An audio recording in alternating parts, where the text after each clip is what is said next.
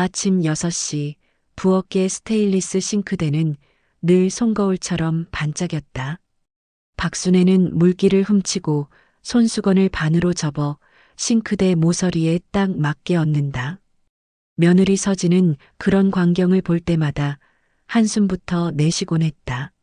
어머니, 그렇게까지 안 하셔도 돼요. 요즘 누가 싱크대에 손수건을 깔아요. 물때만 더 껴요.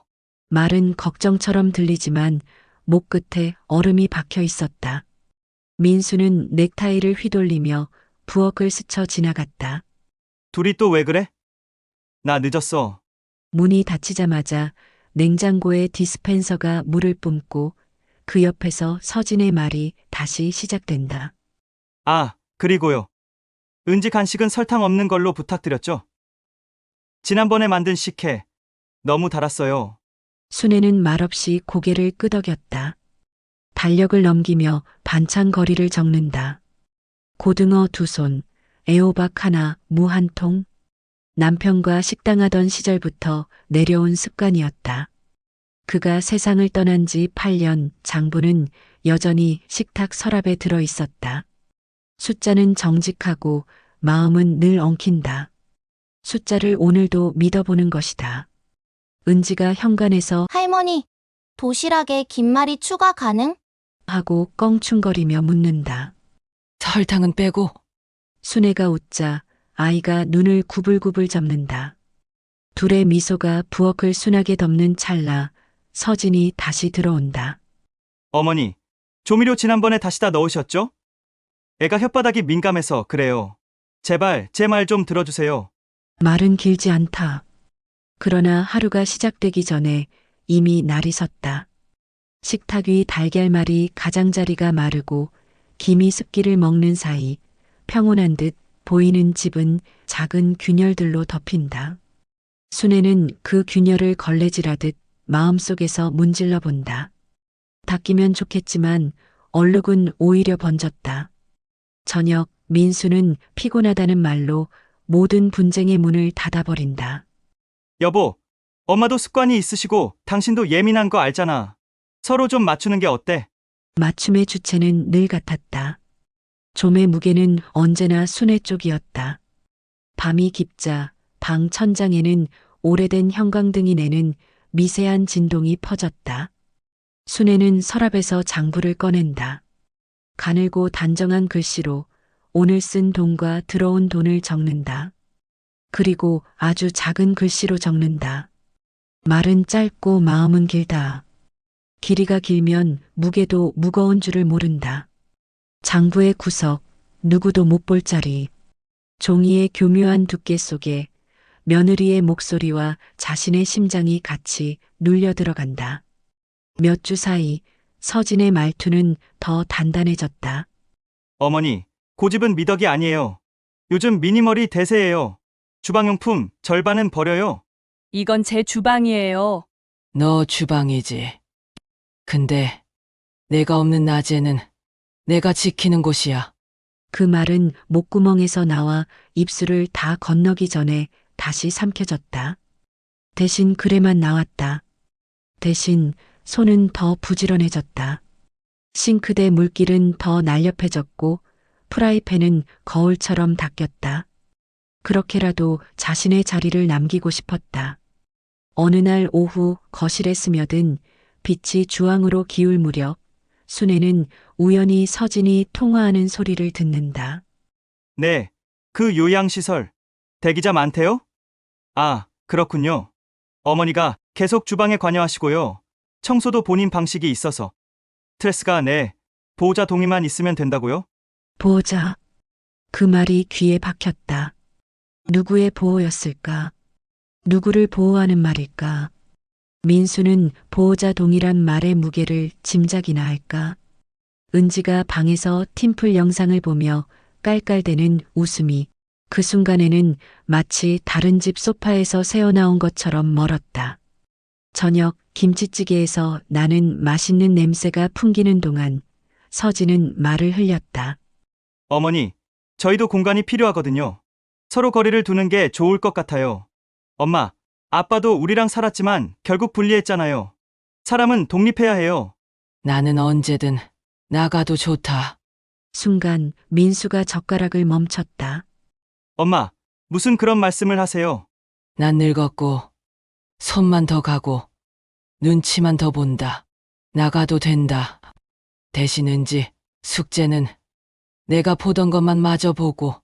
그 밤 순애는 알았다. 이 집에서 자신은 점점 사물이 되어 간다는 것을. 자리를 차지하고 시간을 차지하고 규칙을 어지럽히는 사물. 다음 날부터 그는 은지의 등하굣길을 한 걸음 뒤에서 따라가기 시작했다. 멀찍이 아이가 모르는 거리에서, 모퉁이 문구점 앞에서 은지가 친구와 웃고, 횡단보도 앞에서 신호를 기다리고, 집 앞에서 고개를 드는 시간까지 하루의 끝을 확인해야 마음이 놓였다. 자식에게는 말하지 못하는 감시였지만 그게 할머니가 할 수 있는 유일한 보호였다. 사람이 사는 법은요. 동사무소가 제일 잘 알아요. 시장에서 마주친 김말순이 말했다. 거기 가서 상담부터 받아요. 무료 법률 상담도 있고, 노인 맞춤 돌봄도 있고. 말순은 주머니에서 구겨진 명함 하나를 꺼낸다. 주민자치지원관. 작은 종이가 손바닥을 데웠다. 순애는 고개를 끄덕였고 그날 저녁 장부 맨 뒤쪽에 동그라미로 작은 글자를 둘러쳤다. 동사무소. 말순이. 며칠 뒤 주민센터 상담실. 창밖으로 어린이집 아이들이 줄 맞춰 지나간다. 상담사는 컴퓨터 화면을 보며 차분한 목소리로 말했다. 어르신, 혹시 경제적으로 학대를 당하고 계시거나 의사와 관계없이 시설 입소를 강요받는 상황은 아니신가요? 순애는 고개를 저었다. 강요는 아니고 며느리가 나를 버겁게 여겨요. 나도 알지. 그런데 자꾸 말들이 칼처럼. 상담사는 메모를 했다. 어르신께서 자금은 어디에 두고 계세요? 남편이 남기고 간 게 좀 있고 내가 식당에서 모은 돈 조금. 집 담보가 얽힌 다가구, 지분도 있고 시골 밭도 아들 이름으로는 아직 안 했어요. 상담사의 눈이 잠깐 반짝였다. 잘하셨어요. 어르신 의사가 분명하실 때 신탁이나 유언 대용 신탁, 증여 공증, 사전 연명 의료 의향서 이런 것들을 정리해 두시면 주변이 함부로 못합니다. 특히 손녀 교육비 같은 목적 신탁은 분쟁을 줄여요. 다만 가족에게 말하면 갈등이 커질 수 있으니 절차를 조심스럽게. 말순이 덧붙였다. 내가 아는 법률 홈닥터가 있어요. 무료로 30분 봐줘요. 그리고 부동산 매각은 한꺼번에 하지 말고 지분 분할부터. 어르신 이름으로 소액 임대를 유지하면 기초연금 수급과 충돌 안 나게 설계할 수 있고. 그날 밤 순애는 장부를 새로 폈다. 제목을 썼다. 내 노후, 내 방식. 글씨는 작고 떨렸지만 페이지는 넓었다. 다음 날 그는 은행에 들러 신탁 상담을 예약했고 세무사 사무실에서 증여세와 양도세의 대략을 들었다. 설명들은 어렵고 단어는 길었으나 정리하는 일은 평생 해왔다. 고춧가루 열근을 쪼개 담듯 큰 숫자도 수첩 안에서 작은 포대로 나뉘었다. 며느리는 눈치채지 못했다. 오히려 말이 더 날카로워졌다. 어머니, 냉장고 문에 메모 좀 붙이지 말아 달라니까요. 집이 지저분해 보여요. 손님 오면 민망하잖아요. 순애는 웃어 보였다. 그래. 대신 내 방문에만 붙인다. 그 문 뒤에는 이제 계약 일정, 공증 날짜, 지방밭 현장 확인 계획이 촘촘히 붙었다. 작은 포스트잇의 군집. 그건 누가 봐도 전쟁 지도였다. 대상은 누구도 다치지 않는 방식으로 거리를 만드는 전쟁.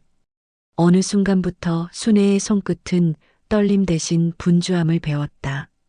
그는 다음 장에 이렇게 적었다.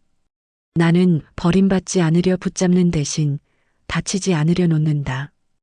반격은 소리 없이 시작됐다. 주말 이른 아침 민수가 아직 잠들어 있을 때 순애는 공증사무소로 갔다. 사무원은 질문을 몇 가지 하고 문장을 천천히 읽게 했다. 본인은 유언대용 신탁을 설정하여 사망 시 재산의 60%는 소녀 은지 명의 교육 신탁으로 20%는 지역장학재단에 20%는 본인의 생활비 및 유양비로 집행하도록. 순애는 숨을 고르고 또박또박 읽었다. 그는 장부처럼 문장을 신뢰했다. 서명 옆에 곱게 늙은 손등의 핏줄이 약하게 솟았다. 그 순간 자신이 누군가의 부담이 아니라 계획의 주체라는 감각이 들었다. 두 번째는 다가구 지분이었다. 평생 정든 건물. 낡았지만 겨울이면 철문이 찌걱대는 소리까지 가족 같았다. 공인중개사는 말했다. 다가구 지분은 매수자를 찾기가 쉬운 게 아닙니다. 다만 리모델링 예정 구역이라 수요가 아예 없는 건 아닙니다. 순애는 일부만 처분하기로 했다. 현금 흐름을 만들고 나머지는 자신의 거주권을 확보할 장치로 남기기로. 계약서에는 작은 글씨의 특약이 달렸다. 매도인은 생존 시 전세권 설정을 통해 동일 건물 내 원룸 1호의 거주 우선권을 가진다. 특약의 한 줄이 사람의 수만 줄을 붙들어 맸다. 세 번째는 은행 신탁 계좌였다. 창구 직원이 친절했다. 어르신, 이건 목적형이에요. 손녀 교육비는 정해진 시점에만 후견인 동의 없이도 신탁사가 직접 학교 납부 처리 가능합니다. 그리고 수익자 변경은 공증 없이도 요건을 갖추면 일부 가능하고요. 순애는 고개를 끄덕였다. 나는 아이가 나처럼 살지 않았으면 좋겠어.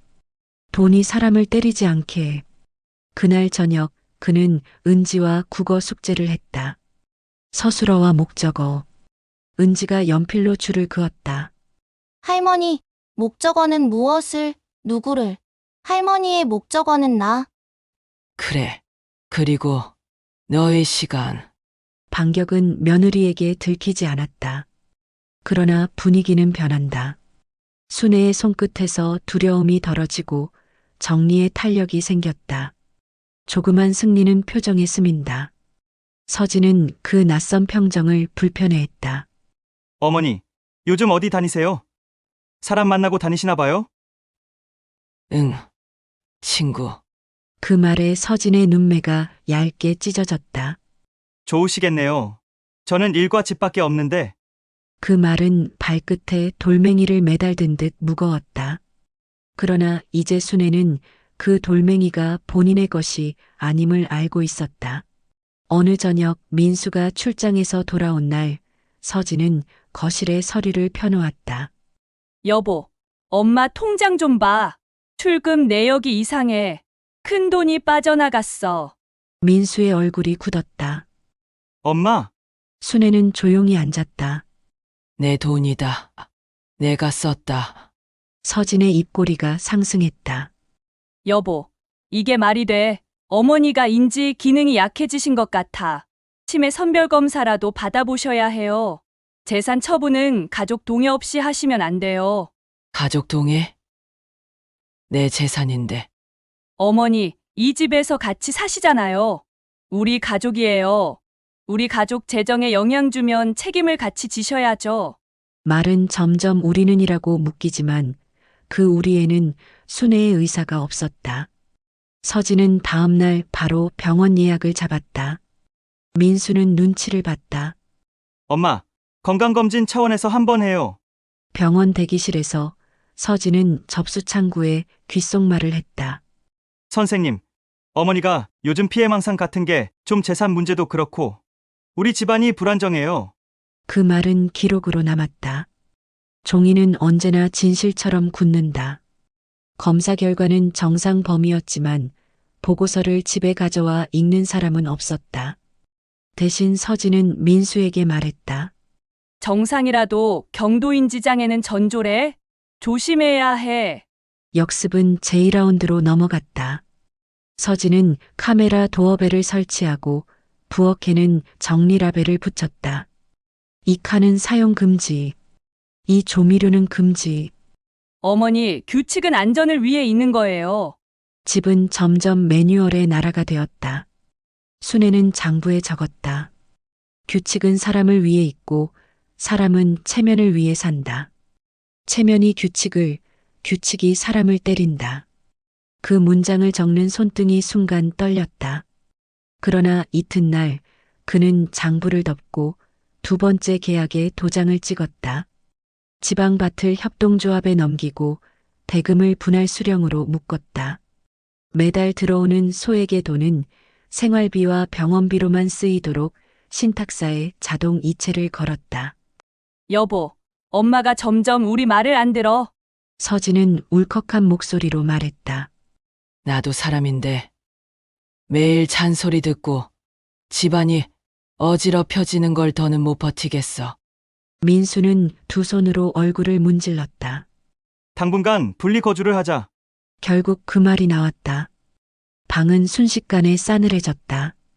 잠시 후 은지가 방 문틈으로 고개를 내밀었다. 할머니, 우리 같이 살기로 했잖아. 순애는 미소를 지었다. 사는 건 같은 집에만 있는 게 아니야. 같은 마음에 있는 거지. 결전의 무대는 가족회의였다. 말순이 조용히 귀띔해준 주민자치센터 회의실을 빌려 상담사와 법률 홈닥터가 배석했다. 서진은 준비를 완벽히 해왔다. 출금 내역, 병원 검사지, 집안 규칙표, 그리고 요양시설 브로슈어까지. 우리는 어머니를 보호하고 싶어요. 요즘 어머니가 과소비를 하세요. 인지 저하도 의심되고요. 전문가의 관리가 필요해요. 상담사는 고개를 끄덕이며 민수 쪽을 본다. 아드님은 어떻게 생각하세요? 민수는 말문을 열지 못했다. 대신 은지가 손을 들었다. 엄마, 할머니가 저랑 시를 외워요. 선자문도 가끔 마치고 할머니는 저보다 기억 좋아요. 그때 법률 홈닥터가 서류 봉투를 열었다. 박순애 어르신은 유언 대용 신탁과 목적 신탁을 설정하셨습니다. 법적 적법성과 의사 확인이 공증으로 남아 있습니다. 또한 일부 부동산 처분은 거주권을 확보하는 특약과 함께 이뤄져 어르신의 주거 안정이 보장됩니다. 서진의 얼굴이 굳었다. 그걸 누가 허락했죠? 어르신 본인이요. 본인 재산은 본인 의사로 처분 가능합니다. 다만 가족 분쟁이 예상되어 조정 절차를 권고드립니다. 회의실 공기가 흔들렸다. 순애는 천천히 입을 뗐다. 나는 도망가려는 게 아니다. 살려는 거다. 나를 사물로 대하는 집에서 자꾸 수치심이 커졌다. 내가 사람으로 늙을 자리를 만들었다. 서진은 기세를 올렸다. 어머니, 그렇게까지 하실 줄은 몰랐네요. 우리 가족은요? 남편과 아이는요? 그때 1차 반전이 드러났다.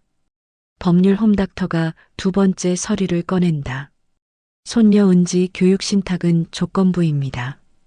보호자로서 부모가 비난과 조롱, 언어폭력 등 정서적 학대를 중단하고 아이 앞에서 조부모를 깎아내리지 않을 것. 6개월간 주민센터에서 제공하는 가족 상담을 이수할 것. 이행시, 신탁사는 매 학기 등록금과 교과서비를 학교에 직접 납부합니다. 미이행시, 해당 비율은 지역 장학재단으로 자동 전환됩니다. 순간 누구의 입에서도 말이 나오지 않았다. 노란 형광등 아래 문장들은 돌처럼 단단했다. 은지가 순애의 손을 꼭 잡았다. 그 순간 순애는 사과가 아니라 경계를 세우는 사랑도 있다는 걸 증명하고 있었다. 분노의 열기는 꺼지지 않았지만 규칙 대신 경계가 방 안에 그려졌다. 회의가 끝나고 며칠 뒤 서진은 친정에 다녀왔다. 밤늦게 돌아온 그의 얼굴은 평소와 달랐다. 말은 적고 눈은 번들거렸다. 다음 날 그는 주방에서 무심히 말했다. 어머니, 저도 사람이에요. 그 말의 진짜 의미는 그날 오후 쪽지를 통해 드러났다. 문틈으로 들어온 작은 종이. 시어머니께 죄송합니다. 저도 사실 빚이 있습니다.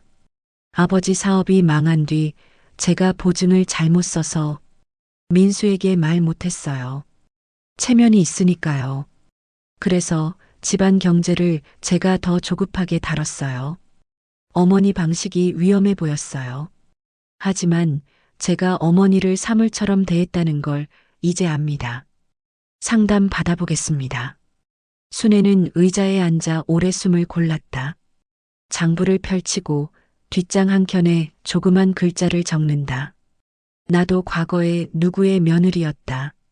젊었을 때 남편의 집안에서 들은 말들이 스쳐갔다. 어디 며느리가 주방을 어지럽혀. 너는 왜 그렇게 손이 크니? 그때의 상처가 며느리를 향한 마음을 더 딱딱하게 만들었을지 모른다. 대물림되는 상처의 구조. 그가 끊어야 했다. 저녁 순애는 은지와 함께 도서관에 갔다. 아이는 숙제를 하고 순애는 책장을 넘겼다. 가족 상담과 경계 세우기. 책은 말했다. 사랑은 상호 침투가 아니라 서로의 피부를 인정하는 거리감에서 성립한다. 돌아오는 길, 가을바람이 골목의 깃발들을 흔들었다. 시장 입구에서 말순이 손을 흔들었다. 어르신 가족 상담 신청했대요. 며느리도 같이 온다네요. 순애는 고개를 끄덕였다. 나도 내 몫의 사과는 할 거야. 다만 경계는 지킬 거고. 집에 돌아오니 민수가 서류를 보고 있었다. 엄마, 나도 무서웠어. 돈 얘기가 나오면 내가 아버지처럼 될까봐 늘 회피했지. 미안해. 사람이 늙으면 무서운 게 많아진다. 나도 그랬다. 그래서 숫자를 믿었다. 근데 이제는 너희가 문장이 되어라. 경계를 말해라. 규칙이 아니라. 그날 밤 식탁에 앉은 셋은 오래 말을 했다. 정답은 나오지 않았다. 하지만 숨겨진 진실들이 방안을 돌아다니며 서로의 피부에 자리를 잡았다. 한 달 뒤 분리 거주가 시작되었다. 순애는 다가구의 원룸 1호에 전세권을 설정하고 들어왔다. 작은 주방에 작은 냄비 하나, 반짝이는 싱크대에 손수건 하나. 오전에는 경로당 라인 댄스, 오후에는 자원봉사 밥상. 토요일엔 은지가 와서 과학 숙제를 했다. 신탁 계좌에서 학교로 급식비가 납부되던 첫날, 은지는 쪽지를 건넸다. 할머니, 목적어가 나여서 고마워. 나도 언젠가 누군가의 목적어가 되지 않고 내 문장을 쓸게. 서진은 가족 상담 3번째 시간을 지나며 주방의 라벨을 뗐다. 대신 냉장고 옆에 종이 하나를 붙였다. 하고 싶은 말, 해도 되는 말, 하면 안 되는 말. 3칸의 표. 표 밑에는 2줄. 서로를 사물로 대하지 않기. 아이 앞에서 서로를 깎아내리지 않기. 민수는 그 표 옆에 작은 자석을 붙였다. 회피 금지. 변한 건 체면의 방향이었다. 남에게 보이기 위한 체면이 아니라 서로를 사람으로 대하기 위한 체면. 그 체면은 낡은 식탁을 새 것처럼 보이게 했다. 가을이 겨울로 건너갈 즈음 순애는 장부 첫 장의 제목을 바꿔 썼다. 살림 장부 대신 살림 문장. 숫자가 아니라 문장으로 적었다. 오늘 서진이 된장찌개에 호박을 도톰히 썰었다. 짜지 않았다. 고마웠다. 민수가 퇴근 후 은지 수학 문제를 봐줬다. 아이가 아빠 설명이 재밌어 했다. 내 마음이 뜨거웠다. 문장은 숫자보다 때로 부정확하지만 사람을 덜 때렸다. 장부는 여전히 정직했지만 정직만으로는 집이 따뜻해지지 않는다는 것을 순애는 뒤늦게 배웠다. 어느 일요일 4사람은 시장에 갔다. 정구가 줄지어 달린 골목에서 말순이 손을 흔들었다. 어르신 반찬 가게 아르바이트 구했어요? 사장님이 어르신 손맛을 아주 마음에 들어 하더라고. 순애가 웃었다. 조금만 할 거야. 내가 벌어 내 입에 들어가는 밥 굳이 눈치 보지 않으려고. 집에 돌아와 현관에서 신발을 벗는데 서진이 먼저 말했다. 어머니, 고마워요. 저는 아직 두렵고 또 실수할 거예요. 그래도 사람으로 늙어드릴게요. 그러니까 저도 사람으로 살게 해주세요. 순애는 고개를 끄덕였다. 사람으로 늙는 건 경계를 지키는 것. 너도 너의 경계를 지켜. 나는 나의 경계를 지킬게. 그 사이에 식탁을 놓자. 겨울 첫눈이 왔다. 창밖으로 느리게 내리는 눈발이 싱크대 위에 반짝이는 자국을 만들었다. 순애는 손수건을 싱크대 모서리에 딱 맞게 얹었다. 예전과 똑같이. 그런데 이제 그 손수건은 집안의 금지라벨이 아니라 서로를 다치게 하지 않겠다는 약속의 깃발처럼 보였다. 사람은 결국 자신이 쓸 수 있는 문장으로 살아간다. 재산을 정리한 건 도망이 아니라 선언이었다. 나는 나로 늙겠다. 그리고 그 선언은 누군가를 내쫓는 것이 아니라 모두를 자리에 앉히는 방식이었다. 은지는 창문에 김을 불며 하트를 그렸다. 그 곁에서 민수와 서진이 어색하게 웃었다. 숫자는 여전히 장부에 남아 있었고 문장은 식탁 위에서 익어갔다. 그 집은 이전보다 조금 더 좁았지만 사람이 들어앉을 자리는 오히려 넓어졌다. 여우는 조용히 남았다. 노란 조명의 작은 부엌, 반짝이는 싱크대, 그리고 손수건 하나. 그 위로 시간이 내려앉는다. 누군가는 여전히 타박을 할지도 모른다. 하지만 이제 그 집의 문장 속에서 타박은 규칙이 아니라 예외로 기록될 것이다. 그리고 언젠가 은지가 성장하여 자기 문장을 쓰게 될 때 그 문장에는 이런 한 줄이 들어갈 것이다. 나는 누군가의 목적어가 아니었다. 그건 할머니가 가르쳐준 문법이었다.